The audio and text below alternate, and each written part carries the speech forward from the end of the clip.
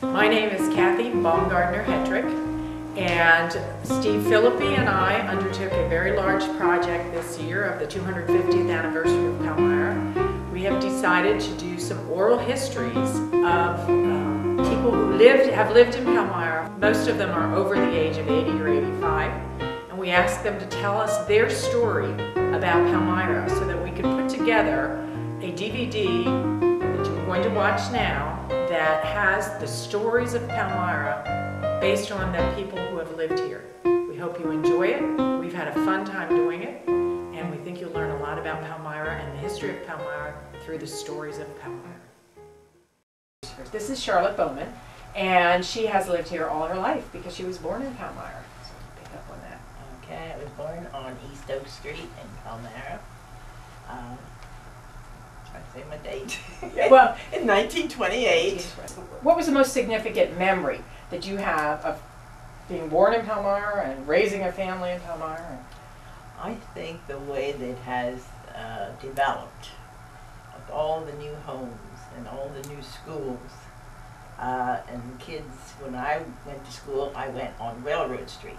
That's where I went. Okay. That was the... K through 12? Yeah, no. They built a new school. Well, I called it the new school on Cherry Street, West Cherry Street, later on. Okay. When we were in first, second, and third grade, we only went half days because that's when they were they had so many kids they didn't know where to go with us. And then that's when they built the new school I call it the new school. Well, now it's middle school. Yeah, the middle school. Okay. Right. Okay. So for 3 years you could only go half days? Yeah, that's what we did. That's interesting. First, second, and third grade. Yeah. Oh, very interesting. Well, let me go back. You said you were born on East Oak Street. Yes. What was East Oak Street like when you were born? That was about the last street that went east and west.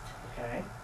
And how far down was it that your house was? Well, there was a Mrs. Slack, I think her name was, and Principal Hart's built on the corner of Grand Street. Is he on the corner of Grand? I don't know if that's Grand or that's where he built. Okay. And his was one of the last homes there. And then in the back, my grandmother always said, "Don't you go back that way because that's the gypsy woods." And they had gypsies back there, so that scared us half to death. We didn't go back. That's a new story. I never heard that. The Gypsies of Palmyra. Okay. Oh, yes. And that's what amazes me is the development of Palmyra. Well, I heard that you were co-founder of the Garden Club. That Yes. Jenny Orsted called you and said, "Hey, let's get together and do this." We, Evelyn Jennings, Jenny and I belong to Hershey. Horticulture Society, and Jenny said, "You know, I think we should have our Palmyra's big enough. Let's have a garden club," she said. And Ev and I thought, "Oh well, she'll forget it because it's a lot of work. You know what that's like."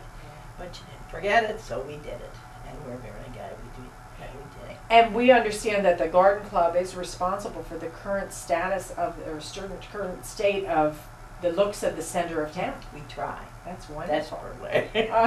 Well, you did. It's beautiful. And we do the beds here at the municipal building. That's what she was front telling us. and back. Well, okay. Well, what do you think were the advantages that you had of growing up and raising a family in Palmyra?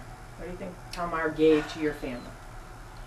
Well, it gave us security, I think. I wasn't afraid to go out. We could walk out anytime you wanted to. You went to the movies, you walked home, you weren't scared. It just, well, it's a whole new ball game than what it is now. I thought the education was fine for my son. He could have went wherever he went, and he just went 2 years, junior college, so what are you going to do?